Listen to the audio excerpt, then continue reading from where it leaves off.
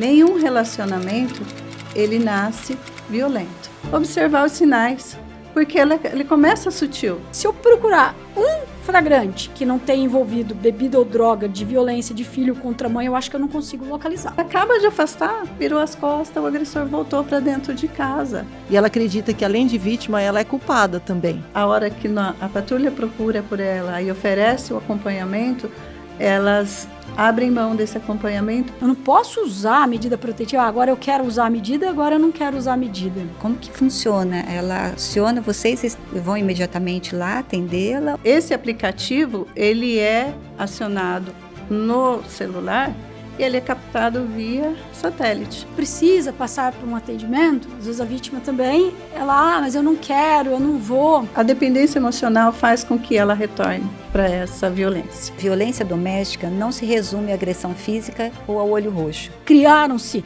crimes de perseguição, violência psicológica e vários outros. O ideal seria que não precisássemos falar da violência contra a mulher. Nós estamos acolhendo essa pessoa porque ela pediu socorro através de um bilhetinho. Gente, amor próprio, pelo amor de Deus. Procura ajuda. Meia idade, inteira vontade, mulheres de meia, razão e sensibilidade. Olá, seja muito bem-vinda. Você, mulher que nos assiste, que experimenta algum tipo de agressão, talvez até dentro do seu próprio lar, saiba que você não está sozinha. Eu sou a Isa Oliveira. E eu sou Gislene Valim. E este é o podcast Mulheres de Meia. Estamos aqui para falar das dores que a afligem. E, acima de tudo, para indicar caminhos e alternativas seguras para sair dessa situação. E dando continuidade ao tema delicado que tratamos em nosso episódio anterior, onde recebemos a juíza de direito, doutora Bruna Marchese, e a promotora pública, doutora Carolina Nassa, para falar sobre a violência contra a mulher e o projeto Aurora, hoje nós vamos falar das ações na prática do dia a dia, em situações que expõem a vulnerabilidade da mulher. Lembrando que esse tipo de violência e os casos de feminicídio têm aumentado de forma preocupante, levando a ações do governo federal e união de vários setores da sociedade no combate a essa violência. De acordo com os dados da ONU e da Organização Mundial de Saúde, infelizmente, o Brasil ocupa a 5ª posição no ranking mundial de feminicídios.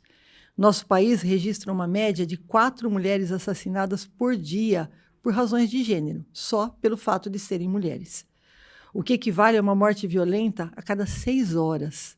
Em algumas pesquisas e recortes regionais, que incluem também lesões corporais e agressões gerais, essa média desce para um caso a cada 4 horas. Como a Gi disse, isso é muito sério e muito preocupante. Há quem diga que a violência contra a mulher sempre existiu, mas que antes não havia divulgação. Sim, em partes isso é verdade. A violência contra a mulher sempre existiu, mas o aumento nos números não se deve à divulgação, mas sim ao aumento real dessa violência. Mas a mulher não está sozinha. Existe uma rede de apoio à qual ela pode recorrer. E para entender como essa engrenagem funciona na prática, na rua, na delegacia, hoje temos a honra de receber 2 forças fundamentais dessa rede em nossa cidade, Mogi Guaçu. Conosco hoje a doutora Gisele Barbosa Castelo.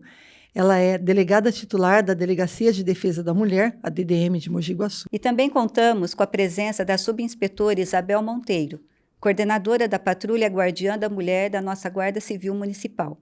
Muito obrigada por aceitar nosso convite. Eu que agradeço, gata. Doutora Gisele, o que surgiu primeiro? A Delegacia de Defesa da Mulher ou a Lei Maria da Penha? A senhora poderia nos falar um pouco dessas 2 realidades? Olha, a Lei Maria da Penha é uma lei nova. É a Lei 11.340, ela é de 2006. A primeira Delegacia de Defesa das Mulheres surgiu no estado de São Paulo em 1985. Então, o que a gente pode, fazer uma análise disso?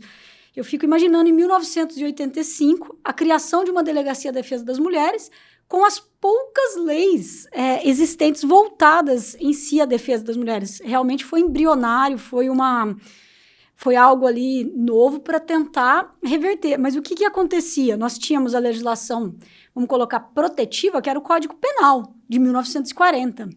E a previsão ali de crimes como ameaça, lesão corporal, dependiam de representação. Quando se ocorria crimes dessa natureza, era encaminhado para o juizado especial criminal, então a pessoa era, quando chamada, fazia acordos de pagamento de uma cesta básica. Então, assim, eu acredito que não havia uma real proteção. Obviamente que nós fomos evoluindo, conquistando direito, né? Até que surgiu, vamos colocar assim, uma das leis mais importantes para a defesa das mulheres, que é a Lei Maria da Penha, e depois disso não parou mais, né? A partir de 2006, com a criação da lei e a proibição de aplicação da Lei 9.099 para as relações de crimes contra as mulheres, que é essa que proíbe a aplicação do juizado. Não se permitiu mais acordo. A lesão corporal contra uma mulher passou a ser pública incondicionada. Só traduzindo, né, para quem fala, nossa, mas ela está falando juridiquês. Quando acontece um determinado crime, nós temos obrigação legal de fazer uma investigação. E quando ela fala que ela é pública incondicionada, ela independe da vontade da vítima.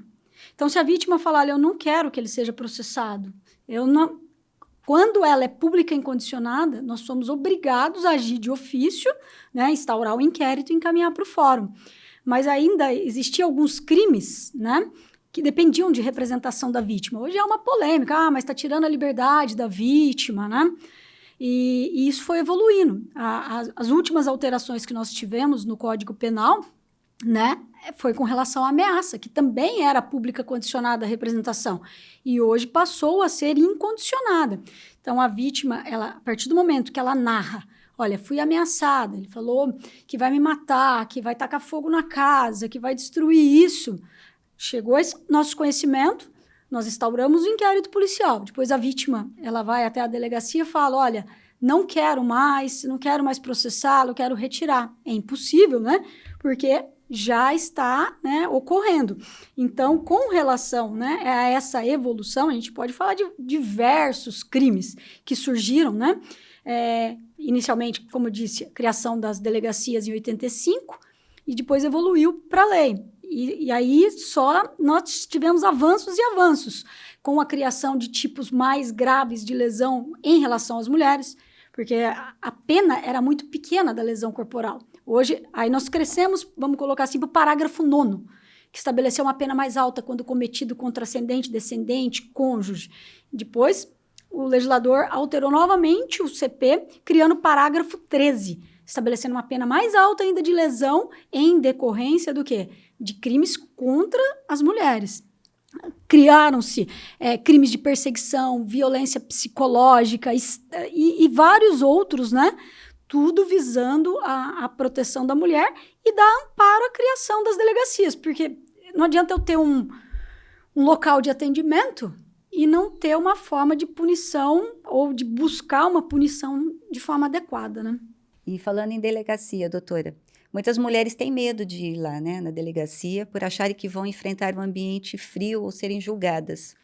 Na prática, quando uma mulher chega à DDM hoje, quais são as primeiras providências imediatas que a senhora e a sua equipe adotam para garantir o acolhimento e a proteção delas? Com relação à Delegacia de Defesa das Mulheres, o atendimento é tudo em sala individual. Então, obviamente, chega a ter uma recepção, a gente precisa entender um início. Após isso, já é passado por uma escrivã. A escrivã vai ouvir, vai entender ali a natureza, vai verificar se realmente trata-se de uma violência doméstica, explicar a necessidade de eventuais dados, documentos, né? Então, a gente vai tentar tratar da melhor forma possível. E aí que, às vezes, eu falo, tem muitas mulheres que elas ficam nervosas quando a gente pede dados. Só que sem o mínimo de dados, a gente não é difícil. Às vezes, a pessoa chega e fala, olha, eu quero... tô com meu ex-marido, ele saiu de casa, eu não sei para onde ele foi, eu só sei que o nome dele é João. Mas o nome da mãe, pelo menos, ou... Então, assim, alguns dados, elas ficam, às vezes, mas você está me perguntando... E outras coisas que a gente, às vezes, vê ali a necessidade, a vítima chega lesionada. A gente fala, a primeira coisa é o atendimento, né? passar pelo médico para verificar eventuais lesões, mesmo porque eu preciso de um laudo de atendimento. Porque se ela está alegando, né, e a gente está vendo que tem uma lesão, primeiro o tratamento e a materialização disso. O que acontece muitas vezes? Quando você fala, olha, precisa passar por um atendimento, às vezes a vítima também, ela, mas eu não quero, eu não vou. Olha, se você não passar por lá, pelo atendimento médico, a gente tem que te encaminhar para o ML, que aí eu não tenho como pedir o laudo indireto. Também não quero. Aí fica difícil para a gente ajudar, porque eu preciso, o inquérito não é só eu falar, olha, fui agredida, eu tenho que fazer provas daquilo que está acontecendo. E se a vítima não quer, não adianta. Então, às vezes ela, mas eu quero só a medida.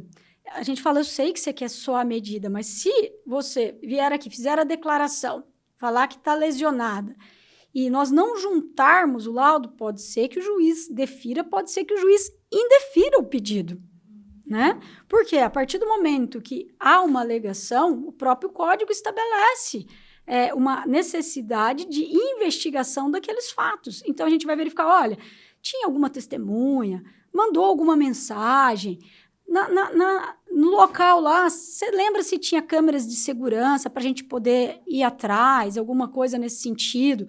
Tudo visando o quê? Trazer um elemento para corroborar aquela prova.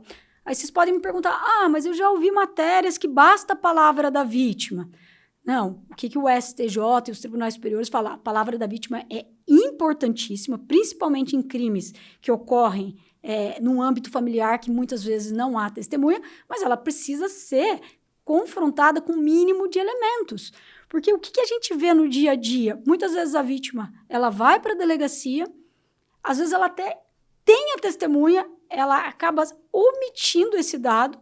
Nós fazemos um inquérito, a pessoa é ouvida, a parte contrária, o agressor, ele vai negar, vai para o judiciário, o que está acontecendo na maioria das vezes? É arquivado, né? Entende-se que não tem um mínimo de elementos de prova ali para ele sequer ser denunciado. Então, o que a gente sempre instrui vai para a delegacia. Quando a gente pede algo, é porque a gente trabalha com isso. A gente sabe o que está pedindo, sabe o que está fazendo, para instruir da melhor forma possível, né? E já ajuizar.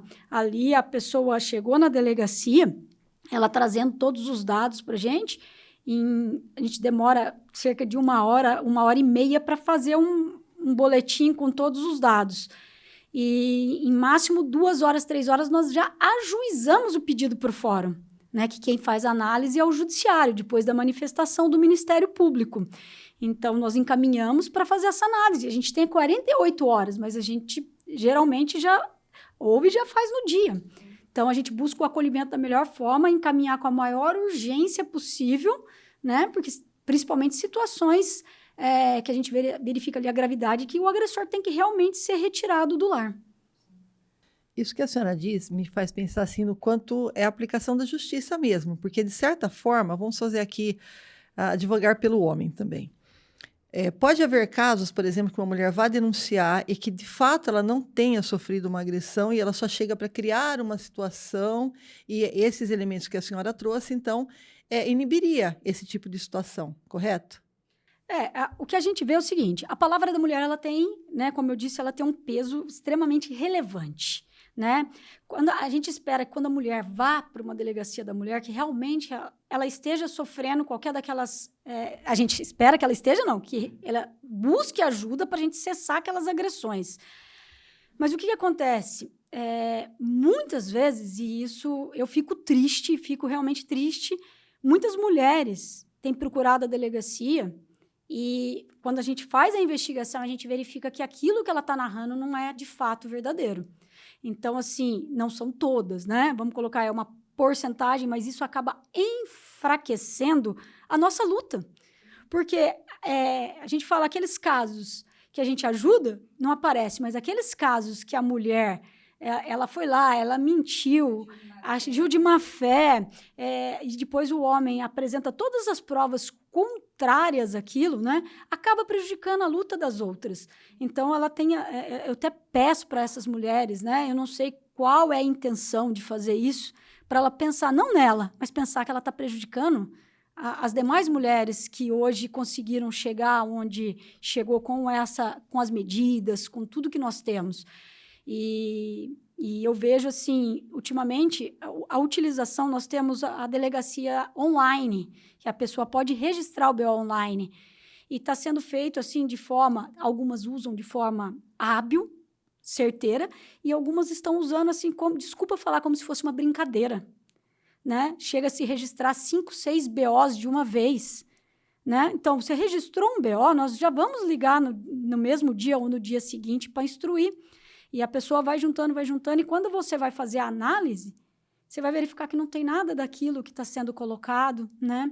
E está usando. E aquele momento que se usa daquele canal, a gente está tirando atenção, às vezes, para algo que poderia ser mais importante que você estaria, para dar atenção naquele caso, né? E acaba prejudicando. Olha, isso que a doutora falou é de fundamental importância. Nós somos seres humanos, nós não estamos aqui mulheres contra homens ou homens contra mulheres. E o ideal seria que episódios como esse nem precisassem existir, que não precisássemos falar da violência contra a mulher. Essa violência é fato. 4 mulheres morrem no Brasil por dia vítimas de feminicídio. Portanto, você, mulher, se você se sentir ferida talvez no seu orgulho, por ter sido abandonada ou por ter alguma rusga com o seu parceiro, e você acha que a maneira de atingi-lo é usar esse expediente da lei para fazer uma denúncia falsa, repense, olhe para você, cuide de você, reflita antes de agir. Porque o tempo levado para uma denúncia falsa, ele pode estar permitindo a morte de uma mulher, a agressão de uma mulher. Então, se o seu objetivo também é se vingar ou chamar a atenção do seu parceiro, infelizmente, é uma realidade que existe. Nós somos seres humanos com nossas fragilidades. Então, se o seu objetivo é esse, pare e pense. Você não está apenas prejudicando um parceiro que talvez não tenha te agredido. Você está prejudicando uma mulher que está sofrendo ameaça de morte, que está sofrendo agressão verdadeira. Então, vamos levar isso com muita seriedade. Este assunto é muito sério. E se nós, mulheres, não nos unirmos e valorizarmos a conquista que já tivemos, nós estamos jogando por terra aquelas que morreram por nós. Isabel, eu queria perguntar para a senhora agora. Nós sabemos que a Guarda Civil é muito atuante nesse contexto da violência. Gostaríamos que a senhora falasse sobre essa atuação e o que significa a Patrulha Guardiã. Sim, claro, né? A nossa GCM, né? Sim. Mora aí no nosso coração. A GCM hoje é uma parte integrante, né, das forças de segurança pública aqui de Mogi Guaçu, como você disse, altamente atuante, né? No patrulhamento preventivo, no ostensivo, nos atendimentos. As ocorrências de violência teve um acréscimo muito grande, né, nesses atendimentos nos últimos meses. Tá? A Patrulha Guardiã, ela funciona desde 2023. Tá? Ela foi um projeto criado pela doutora Judite, então, né, na época vereadora, e desde então, a gente começou do zero, né? Essa Patrulha Guardiã aqui, ela não tinha praticamente quase nada. E nós fomos trabalhando, né? Acessando essas mulheres. No início, uma parceria aqui com a DDM, né? A doutora sempre encaminhava para a gente os casos com medidas protetivas. Depois, né, nós fizemos o convênio e acabamos recebendo essas medidas protetivas através do Ministério Público. Hoje ele chega através de e-mail para nós. E quando essas medidas protetivas chegam para a gente, né, hoje a gente tem acesso ao número de telefone, endereço delas. Nós fazemos um convite via WhatsApp, porque nós temos um telefone institucional, o qual, a partir desse convite, né, expondo o nosso trabalho, que é de acompanhamento, que é para poder dar um reforço nessa sistema que ela está passando, do ciclo de violência dela, né? Nós vamos estar oferecendo um patrulhamento preventivo, olhando para as questões dela, se ela precisa de um acompanhamento psicológico, se ela precisa de um encaminhamento, que hoje nós temos esse acesso ao CREAS, que oferece ali um auxílio aluguel para elas, né? Então, a Patrulha Guardiã hoje, ela trabalha como se fosse um CRAM. tudo que chega para nós, né, nós fazemos os encaminhamentos para os setores que são necessários. Para o CREAS, para o Conselho Tutelar, para o CRAS, para o CadÚnico, para a OAB. Nós temos esse convênio com a OAB também, que as meninas da OAB atendem junto conosco lá na nossa sede, tem uma sala para elas, né? De cada 15 dias, elas estão lá para oferecer esse trabalho. E aí, a partir desse convite, né, ela dando o aceite, nós vamos fazer a entrevista através do FONAR, que é aquele Formulário Nacional de Risco. E ali dentro ela vai passar todas as informações, né? E nós vamos estar dentro desse papel, avaliando a necessidade dela de ter um botão de pânico, que é um mecanismo que dá uma segurança maior para ela diante do sofrimento dela. Nós íamos perguntar mais para frente sobre o botão de pânico, mas já que a senhora se pronunciou sobre ele, explique para a gente como é que funciona esse botão de pânico. O botão de pânico ele é um aplicativo instalado no celular da vítima, né? Através do nosso sistema Centre, que fica aqui na capela, né, que é onde funciona todo o sistema de monitoramento. Né? Para informação, hoje a nossa cidade ela é monitorada, todas as entradas e saídas através desse sistema. Tá? E esse aplicativo ele é acionado no celular e ele é captado via satélite. De imediato, então, com 2 toques nesse aplicativo, ela vai abrir o aplicativo, vai aparecer pedir ajuda. E já dentro das telas já vai aparecer e de imediato é enviada uma viatura para ela. Vocês vão saber o endereço, tudo Isso, certinho. Isso, esse cadastro ele já é feito de imediato quando ela entra, né, no nosso programa. Através desse cadastro, né, ela tem toda a referência de onde ela está. E esse botão de pânico, independente de onde ela estiver, se ela estiver dentro de um carro, se ela estiver dentro do supermercado, se ela estiver em deslocamento qualquer, ela vai ser identificada onde ela está. A gente pensa, né, nesse botão de pânico para uma mulher que já está vivendo uma situação de ameaça. Mas se eu quiser, por exemplo, instalar esse mecanismo e um dia eu estou sendo assaltada e acionar, é possível isso ou não? Ele é específico? Botão de pânico que a gente oferece para as mulheres que têm medidas protetivas, ele é exclusivo delas. Exclusivo delas. Esse sim. E isso, como o nosso programa, apesar de ser feito em Mogi Guaçu, ele não é um programa regional, né? Ele é um programa para a rede nacional. Então, eu gostaria de saber se esse procedimento da patrulha guardiã, desse botão do pânico, ele é uma coisa nossa ou ele existe num universo maior? Cada guarda tem a sua metodologia nesse sentido. As GCMs que trabalham com o sistema Centre é para ter um dispositivo semelhante. Esse foi desenvolvido para Mogi Guaçu. Né? Mogi Mirim tem o dele, as outras cidades têm, mas não sei te informar como esse sistema funciona. Entendi. Em todas as GCMs que têm, né, esse trabalho da patrulha, a tendência é estar oferecendo. É importante, então, que a mulher de qualquer outra região busque conhecer, né, o que a GCM tem para oferecer. Você não está sozinha, mulher. Não está sozinha mesmo. Mulher, preste muita atenção nisso. A Lei Maria da Penha deixa claro que a violência doméstica não se resume à agressão física ou ao olho roxo. Se o seu parceiro controla o seu dinheiro, destrói seus objetos ou documentos, isso é violência patrimonial. Se ele te humilha, te isola dos amigos, da família, te mantém fechada em casa, vigia seus passos, isso é violência psicológica. Não normalize o que te faz sangrar a alma. Você não está sozinha. Denuncie. Com relação aos tipos de violência, né, bem lembrado por vocês, quando a gente fala em agressor, né, qual a primeira palavra que vem à mente? Lesões, né? E aí vem o mais grave de todos, que seria o feminicídio, né, tentativas de feminicídio e as lesões. Mas, como dito aí, né, hoje nós temos 5 tipos de violência, 6 tipos, né, acrescentaram mais um agora recente, em relação a um caso que deu repercussão no estado de Goiás, né, que é a violência chamada violência vicária. O que seria isso? O ofensor, o agressor, ele não vai atingir diretamente a vítima, lesionando ela. O que ele faz? ele atinge os filhos ou parentes, que foi o caso que aconteceu, né? Uma delegada lá, né? Não era? Foi uma filha de um político, né? E ele foi lá e matou os 2 filhos.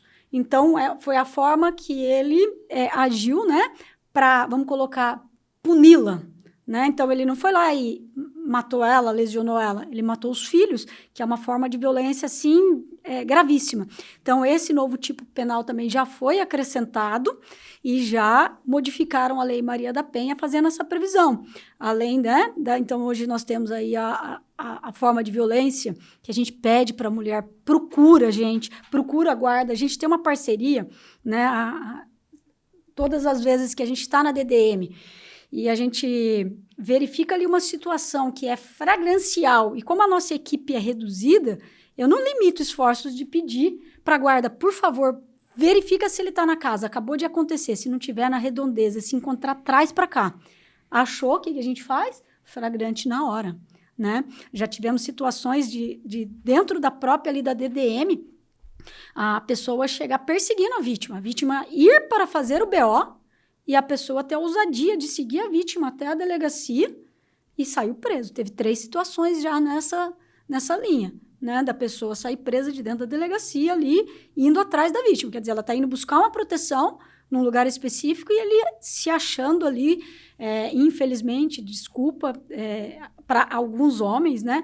Essa cultura machista que nós temos ainda nesse país, de possessividade, mulher, de né? dono, né? Não aceita o não. Infelizmente, algumas coisas que estão sendo limitadas no Brasil, tentando impedir que essa cultura do red pill, né? Não sei se vocês... Seria até interessante um dia fazer algo falar sobre isso, né? Essa dominação que está fazendo, e algumas mulheres até entrando, infelizmente, nessa onda. E hoje em dia a gente fala, mulheres, pelo amor de Deus, né?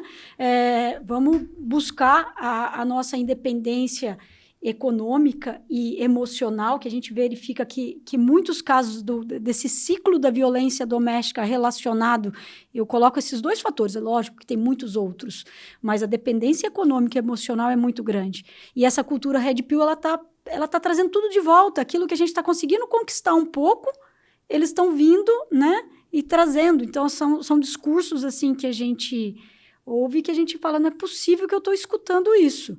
Então, nós estamos ali, né, a Polícia Civil, sempre em parceria com a Guarda Municipal, eu sempre agradeço, porque todas as vezes que eu mesmo pedi para o pessoal, liga para 153, pede para vir agora para cá, porque a gente está precisando de ajuda, não teve esforços, né, de nenhum dos lados para a gente conseguir fazer a efetiva proteção da vítima ali naquela situação flagrancial. E mesmo quando não é uma situação flagrancial, a parceria ali sempre, né, conjunta para a gente buscar ali realmente a efetuar as diligências necessárias e punir aquele fato que o agressor fez.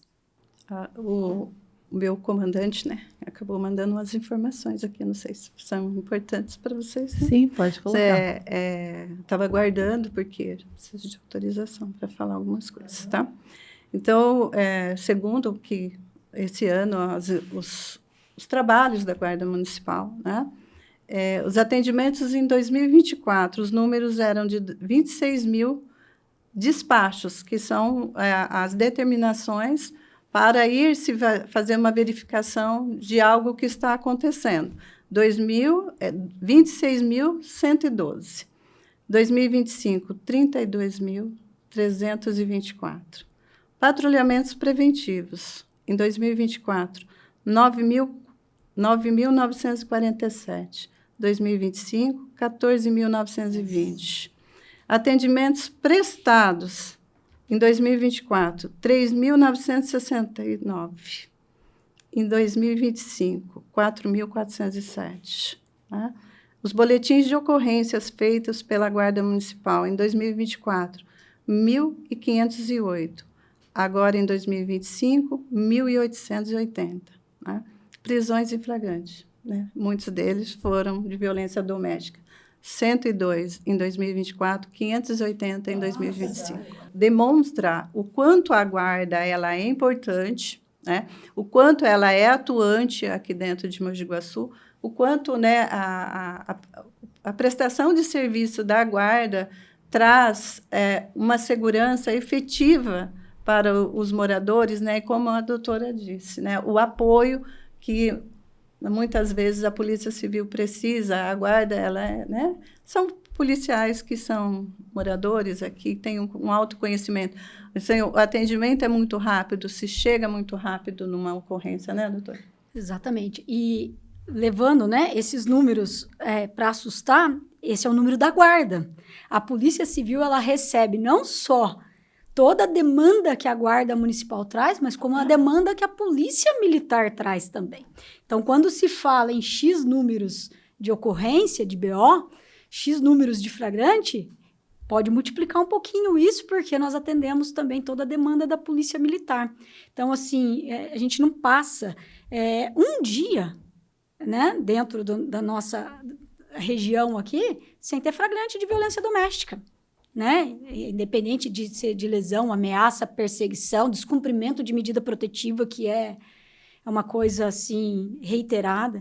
E não sei se eu estaria fugindo um pouco do tema ou ampliando, quando a gente fala em violência doméstica também, e a gente pensa na mulher, né? E a gente pensa na mulher, marido e mulher. Uhum. Hoje, a quantidade de violência doméstica, de filhos contra mães idosas é absurda. Muito por causa de droga, bebida. A maioria, olha, eu, sinceramente, eu teria que fazer uma estatística que a gente não tem, mas eu acho que se eu procurar um flagrante que não tenha envolvido bebida ou droga de violência de filho contra mãe, eu acho que eu não consigo localizar. Porque todos eles relacionados ao uso excessivo de drogas, né, que é uma questão já de saúde pública e que reflete o quê? Uma violência doméstica ali contra a mãe. E eu até falo, gente, quando chegou nesse ponto da mãe tá pedindo ali para afastar... O negócio já está insuportável. Já acabou todos os limites. Os limites. A senhora falou uma coisa importante da Polícia Militar, porque muitas mulheres não sabem o número da guarda. Aliás, qual é o número que a gente liga, o mais imediato para falar com a guarda? O mais imediato é o 3811-8900, que é esse que é... 3811-8900. Ou 153. 153, que é mais fácil de decorar, mas muita gente só lembra do 190. E tem que se tomar um certo cuidado, porque o 153, ele é nacional. Então, dependendo do ponto da cidade que você está, pode cair em outra cidade. Então, o 3811, ele é mais aqui dentro da cidade. Nós vamos deixar esses telefones depois, né, para a nossa região, aqui no final do nosso vídeo. Mas muitas pessoas ligam para o 190 porque é aquele número que já está na nossa cabeça, já está no celular até. Então, tem toda essa demanda também da Polícia Militar. O que isso demonstra? Que nós estamos numa sociedade doente. Quando a doutora fala dessa nova violência que está sendo implementada na lei, que é a violência vicária, que é um pai que mata os filhos, às vezes ele se mata depois também, né? E um pai que mata os filhos, né? A gente não pode esperar outra coisa dele, porque como que vai viver com isso? Uma mulher ser morta, um feminicídio, pode nos parecer a pior coisa que existe para uma mulher. Mas uma mulher ter os seus filhos assassinados pelo seu companheiro, pelo pai deles, eu acho que é pior que a morte, porque viver com isso é muito difícil. Você mencionou, Gi, uma delegada. Tem sim um caso de uma delegada que é anterior a esse que deflagrou a lei. Nós vamos tentar encontrar a história dela, ela conta a história dela, tem um vídeo muito interessante, deixar na descrição do nosso vídeo. E essa situação dos filhos que agridem as mães também, tão grave quanto um pai que mata os filhos, é um filho que agride a própria mãe, e isso tem aumentado muito. Isso significa que nós estamos num estado de guerra, né? Quando uma sociedade doente também, né? Quando a gente pensa em guerra, a gente pensa na guerra do Irã, na guerra... Não, nós temos uma guerra aqui, ó, no nosso dia a dia. Isso é um estado de guerra, gente. É horrível, é uma sociedade doente. Todos nós estamos doentes. E, assim, essas mulheres, mães, avós, que a doutora mencionou, para nós da Patrulha Guardiã é um desafio, porque... elas pedem a medida protetiva, mas o medo do abandono, né, faz com que elas, a hora que a patrulha procura por ela e oferece o acompanhamento, elas abrem mão desse acompanhamento porque a maioria delas vão quebrar essa medida protetiva. Elas vão receber o agressor de volta na casa. Porque, às vezes, é a única companhia que ela tem. E é o relato delas. eu não posso ficar, ele é o que me acompanha, é o que me leva no médico, é o que está comigo, mas ele é o agressor. Isabel, você falando da medida protetiva, né? Como que funciona isso? Por exemplo, a mulher tem essa medida protetiva e o marido, o ex-companheiro, está próximo, está, sei lá, como que funciona? Ela aciona, vocês vão imediatamente lá atendê-la ou não? Então, hoje a Patrulha Guardiã, né, ela recebe essa medida protetiva, né, através do convite, ela vai ingressar o programa, porque, né, ela não é obrigada a estar dentro do nosso programa. Para vocês terem uma noção, mais ou menos 2.000 medidas protetivas estão nos nossos arquivos desde que a patrulha começou a trabalhar. Só 568 é acompanhada por nós hoje. Nós temos 568 mulheres sobre os nossos cuidados, né?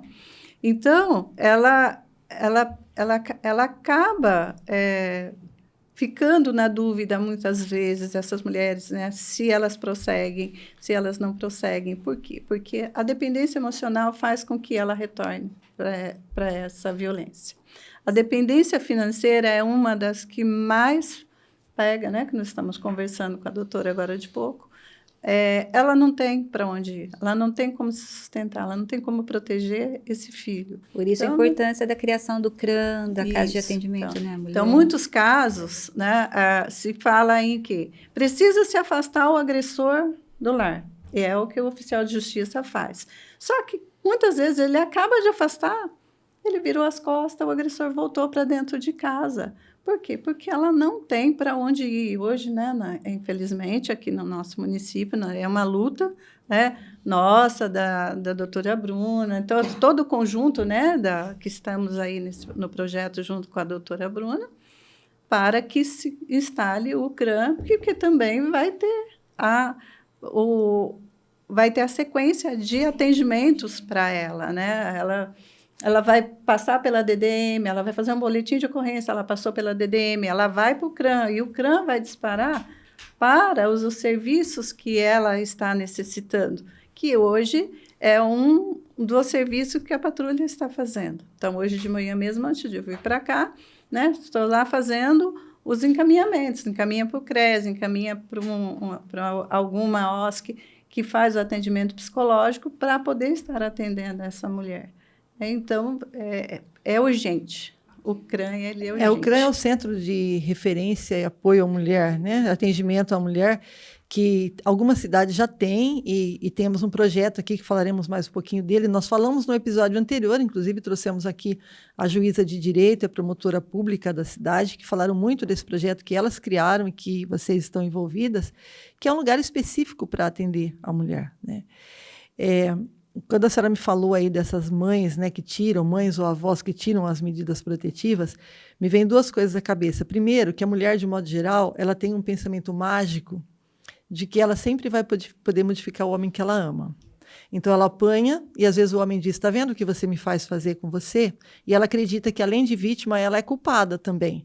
E aí ele vem com toda, né, a síndrome do narcisista, né? O narcisista, ele é muito manipulador, então ele vem com uma manipulação, ela acredita e se aproxima de novo e apanha de novo. Mas quando isso envolve a maternidade, gente, quem é mãe sabe o como é difícil qualquer coisa com relação ao filho, né?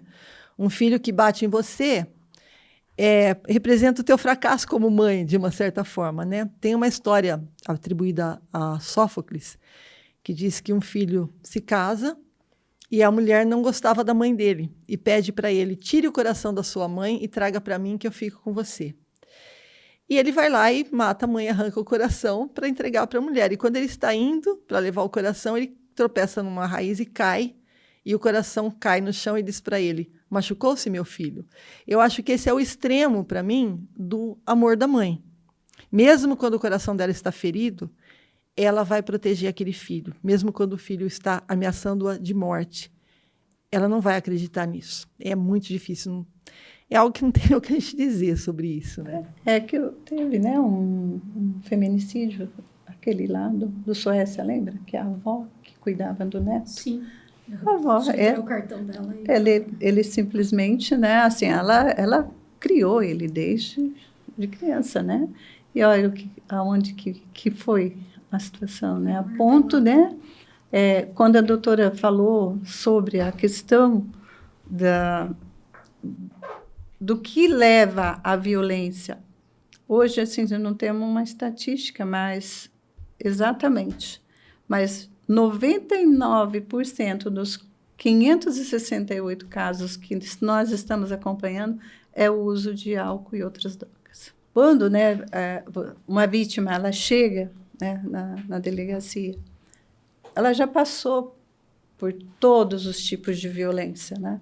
Então, quando ela chega ali para buscar esse acolhimento, né, é porque atrás daquilo ali já saturou, ela já não está aguentando mais, né?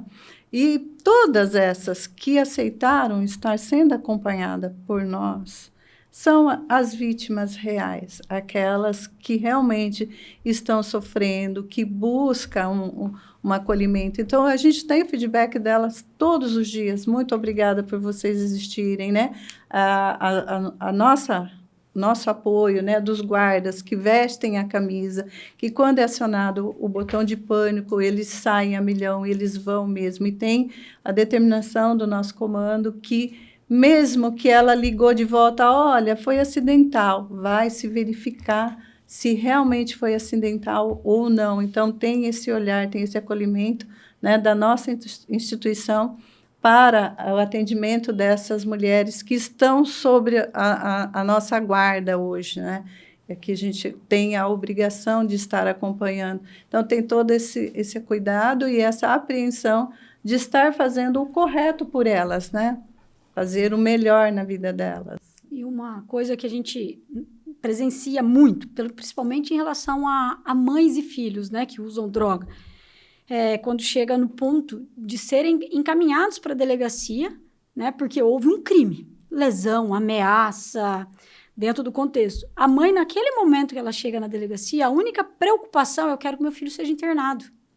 Ela quer né? cura, ela né? quer cura. Sim. E quando a gente tenta explicar para a mãe, olha, a delegacia, nós não internamos, aqui nós apuramos a parte criminal. A pessoa está sendo acusada de ter cometido um crime contra a senhora. Ah, mas eu não quero, né? Eu não quero. E a gente fala, senhora, a partir do momento que nós somos comunicados, não é opção da guarda, não é opção da polícia civil, né? Fazer ou deixar de fazer. Nós somos obrigados a agir de acordo com a lei. E você vê que o desespero daquela mãe, ela quer uma internação, mas aí já não é parte da polícia civil, já não é parte da guarda, já é a questão, né, da parte, vamos colocar assim, da saúde pública, né? Como resolver isso? Não tenho a mínima ideia de como que chegaria essa mãe antes, tentar evitar, porque muitas vezes aquela pessoa ali que é usuária, ele não quer tratamento, a única coisa que ele não vai fazer buscar o tratamento. É buscar, né, o tratamento dentro daquela condição dele, né? Mas chegou para nós somos obrigados ali a tomar as medidas legais. Muitas vezes, né, uma grande maioria vai para a audiência de custódia, né? Quando são primários, no dia seguinte, eles saem com uma medida protetiva.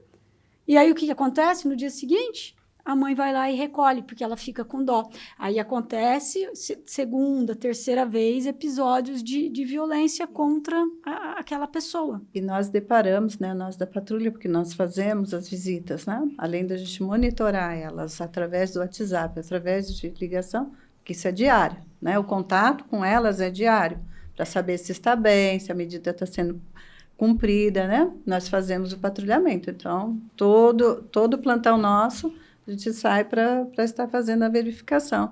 E já muitas vezes, dentro desse patrulhamento, a gente deparou com o agressor de volta em casa. Aí, assim, olha, ele voltou, ele não tem para onde ir, ou, né, quando é um relacionamento, né, de marido e mulher, mas voltou, aceitou voltar. Você comunicou lá no fórum, fez o pedido de revogação dessa medida protetiva, né? Porque, querendo ou não, ele sabendo que ele não podia chegar próximo, ele está descumprindo a medida, e ela também, sabendo que não deveria receber, está descumprindo a medida, né, doutora? Sim. E muitas vezes a gente fica em situações que eu falo assim, medida protetiva de cabeceira. O que seria isso? E aí, geral, a mulher, ela solicita uma medida protetiva, realmente houve uma situação ali necessária, acaba voltando, a gente até entende o ciclo de violência, né? E ela não vai pedir a revogação, o agressor volta. Passa-se um tempo, que é o período do romântico, da lua de mel ali, e aí, obviamente, volta para a fase da agressão. Aí a mulher chama e fala assim, eu tenho a medida protetiva. Aqui, ó, a minha medida protetiva aqui. Aí é onde você tem que fazer toda uma análise e tentar mostrar para a parte, olha, realmente tem uma nova situação hoje. Então, houve uma nova lesão, uma nova ameaça, nós vamos analisar isso.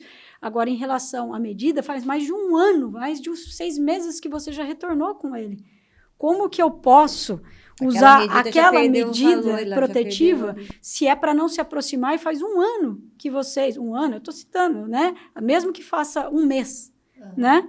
A partir do momento... Aceitou a pessoa de volta. Então, há uma...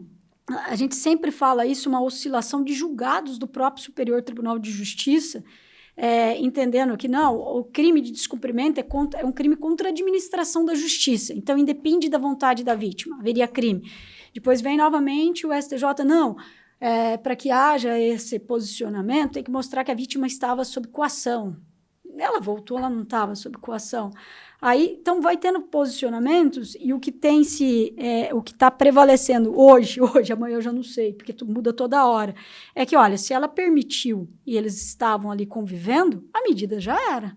Então, tem que ter uma nova situação para fazer um novo pedido. Aí a parte fala, não, mas ele se aproximou, eu não quero ele mais lá em casa, que a gente só discutiu à noite. Senhora, a senhora fez um pedido de medida protetiva, certo? Teve a medida. Voltaram, estava vivendo em paz, tá? E hoje o que aconteceu? Nós discutimos, eu não quero ele mais lá. Tá, mas eu tenho que ter uma situação para fazer um pedido novo. Eu só não quero ele mais lá. Então, você vê que muitas situações que seriam do âmbito para discutir no divórcio. Eu não posso usar a medida protetiva. Agora eu quero usar a medida, agora eu não quero usar a medida. Né? Não, olha, aconteceu isso, ele me ameaçou novamente, ele me lesionou, ou está acontecendo tal violência psicológica, então eu quero uma nova medida, né? Então, nós vamos fazer um novo pedido. Mas muitas mulheres, não, eu não quero ele mais lá, eu fui orientada que eu tenho o direito de tirar ele da casa.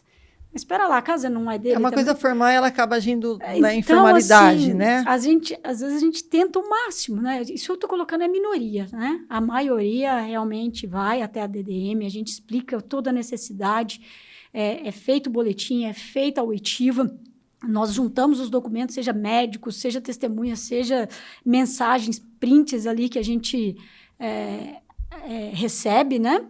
É encaminhado, o judiciário defere, encaminha para a guarda e a coisa funciona. Né? Bom, eu queria...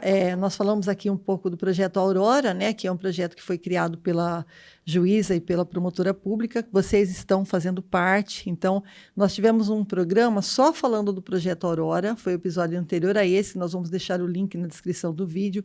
Infelizmente, o nosso tempo está acabando e tem muita coisa que nós poderíamos dizer, mas não vamos conseguir. Esse é um assunto que não se esgota, né? O que nós podemos dizer para vocês é que nós entendemos que é uma questão realmente de adoecimento, né? Como você falou, Gislene, as mulheres estão doentes, os homens estão doentes, a sociedade está doente. Então, nós vamos dar continuidade a esse assunto em outros episódios, trazendo aqui profissionais da saúde, psicólogos e psicólogas, para falar sobre esse lado da mulher. Por que é tão difícil a mulher romper, sair dessa cadeia? Então, aguarde nos nossos próximos episódios, nós traremos também essa informação. Porque hoje nós estamos falando do atendimento quando a violência já aconteceu. A gente precisa tentar fazer com que essa violência não aconteça, que você saia fora antes de acontecer. Antes de nós terminarmos o nosso programa, depois eu vou pedir para que as senhoras deixem uma mensagem para a mulher, mas eu gostaria de colocar aqui um vídeo, gostaria que nós víssemos um vídeo que recebi ontem, de uma guarda civil, também sua colega, da cidade de Serra, no Espírito Santo, que ela dá uma dica muito importante, que a pessoa procure no site do Tribunal de Justiça Coloque o nome. Você arrumou um companheiro novo, você não conhece bem, ele está com um comportamento meio estranho, você coloca o nome dele e procura ver se ele tem processos, se tem algum processo relacionado à violência contra a mulher. Esses processos, muitos, correm em segredo de justiça, né, doutora? Tudo que envolve... Com relação à violência doméstica, uma grande parte É segredo de justiça. Então, pode ser que você procure e não encontre. Mas se você encontrar alguma coisa, já fique de sobreaviso. No caso, um exemplo que essa guarda dá, ela diz que é possível encontrar. Então, nós vimos esse vídeo já. Nós vamos estar disponibilizando esse vídeo também para que você assista agora e use esse expediente. Você está apaixonado, mas apaixone-se primeiro por você, porque você pode estar se apaixonando por um cafajeste e talvez ele seja o homem que vai dar fim à sua vida. Então, vá com calma, vá devagar e use tudo que você pode para saber a respeito. Antes de se apaixonar, você já pesquisou o CPF dele? Ou você só descobre tudo depois do trauma? Como guarda civil municipal, eu preciso te dar uma dica importante. Hoje, qualquer pessoa pode consultar processos no site do Tribunal de Justiça. Vá no site de busca que você costuma usar e digite TJES. Clique na primeira opção. Vá em Consultas, Acompanhamento Processual e logo vai abrir uma página com o nome Processos. Clique em Consulta Unificada e nessa barra de busca você vai digitar o nome completo dele. Pronto! Aí está o histórico de processos do seu pretendente. Se dentre esses processos tiver Maria da Penha ou medida protetiva, vale a pena dar mais uma atenção. Não é sobre julgar, é sobre se proteger. Porque muitas histórias começam lindas, mas escondem sinais que poderiam ser evitados. Informação também é uma forma de segurança. Se cuide, denuncie e procure ajuda. Isabel, há estabelecimentos comerciais, hotéis, restaurantes que no banheiro feminino há cartazes falando que se você estiver precisando de ajuda, está sofrendo algum tipo de violência sexual ou importunação de qualquer forma desse tipo, você pode recorrer lá, pedir um menu específico que já subentende-se que é por causa disso, né, dessa violência que você está sofrendo, né? E também há sinais que você pode fazer com as mãos, a vítima pode fazer para outras pessoas identificarem que ela está sofrendo esse tipo de violência, né? Você pode falar um pouco sobre isso para a gente? Os sinais, eles são incentivados a serem utilizados, né? Inclusive aquela, né, a marca aqui, ou a marca com o batom, né? Recentemente teve um caso próximo, não vou recordar a cidade, né? O qual a mulher pediu socorro, né, doutora? Através desse sinal. Então, é importante que esses sinais sejam divulgados, né? É um sinal com a mão, assim. Sinal com a mão, você dobra o dedo, né? Para poder mostrar. Isso. Ou faz um risco com um batom, alguma coisa. Né? E você consegue colocar a mão para trás, de qualquer forma, para que o agressor não veja que você está mostrando o sinal, mas você está sinalizando que algo está acontecendo. E é importante porque muitas vezes a pessoa, né, até mesmo em visitas, quando as assistentes sociais vão na casa, que aquela pessoa está sofrendo uma violência, né? Se ela sabendo que a assistente já está indo lá, ela pode preparar alguma coisa com antecedência, longe desse agressor, né? Para poder estar entregando numa forma de documento, né? Porque não posso passar, mas recente, isso foi do plantão anterior aconteceu, né? Então, nós estamos acolhendo essa pessoa porque ela pediu socorro através de um bilhetinho. Então, é muito importante, né, esses sinais e serem incentivados, né, serem divulgados com maior escala. E, né, às vezes, até no momento da agressão também, a mulher, às vezes, ela joga, sei lá, já viu o caso de jogar uma laranja com bilhete, jogar um objeto pela janela, qualquer coisa que possa pedir ajuda. E que todos nós estejamos atentos, né? Como nós falamos no programa anterior, a juíza falou, não existe mais aquela coisa de briga de marido e mulher não se mete a colher. Você viu uma situação, presenciou uma situação de violência? Denuncie, denuncie. É o que eu sempre passo, porque a Patrulha Guardiã ela tem um projeto, né, de divulgação das questões da violência com os 9º anos e os 8º aqui em Mogi Guaçu, né? E a gente sempre conversa com eles, orientando pelo seguinte, que a empatia, né, a gente fala de empatia, né, e empatia é se colocar no lugar do outro. Mas eu falo para eles assim, pense se vocês estivessem passando por uma situação né? E vocês precisando de socorro, o vizinho não pedisse esse socorro em qualquer situação, né? Então, façam, tem os números que podem ser pedidos aí, né? Feita a denúncia de forma anônima, e eles podem estar recorrendo, é todo repassado esses números para eles, né? Para eles poderem estar informando a família, informando amigos e tomando essa atitude. Então, tem acontecido, né, deles ligarem no Disque 100, no 180, e até mesmo, né, na Guarda Municipal pedindo socorro através dessas orientações. Eu vou mostrar uma foto, obviamente que eu não posso pôr no ar para as senhoras. Olha isso. Essa mulher chegou, foi terceiros na rua que impediram a agressão. E na delegacia ela falou, eu não sofri agressão, eu não quero que a pessoa vá presa. Nós vimos a foto que ela não pode mostrar, a mulher está arrebentada, né? Então, assim, a gente vê que realmente a sociedade, ela precisa ajudar, porque é uma vítima. Eu falo que já ela está fragilizada, ela passou, né? Ela todos os limites ali, porque ela estava... Não dá nem para falar que parece que passou um caminhão em cima dela, de tão arrebentada que ela tá. Eu não mostrei ainda que tem uma mordida no dos braços que arrancou um pedaço. E na delegacia, ela falando várias vezes que não tinha agressão nenhuma. Então, assim, é uma coisa que a gente não consegue ir brava comigo, né? Porque eu ia prender a parte que ela não gostaria que prendesse. Então, doutora, já aproveite, olhe para aquela câmera e dê sua mensagem para a mulher que vive essa situação. Olha, é difícil até falar alguma coisa, porque a gente sabe da dependência, infelizmente, emocional que se vive. Muitas vezes a dependência econômica, mas, gente, amor próprio, pelo amor de Deus. A gente está aqui para tentar ajudar. Eu, infelizmente, consigo ajudar na parte criminal, que é a parte investigativa, né? Encaminhando para o fórum, pedindo a punição para aquele agressor. E hoje esse projeto Aurora, ele veio para tentar fazer essa diferença, né, dentro da nossa sociedade, de criar essa rede de proteção. Não é só visar a punição do agressor, mas tentar também, né, buscar ali os auxílios, né, psicológico, uma formação para essa pessoa que não tem ali as condições econômicas iniciais. Então, procura ajuda.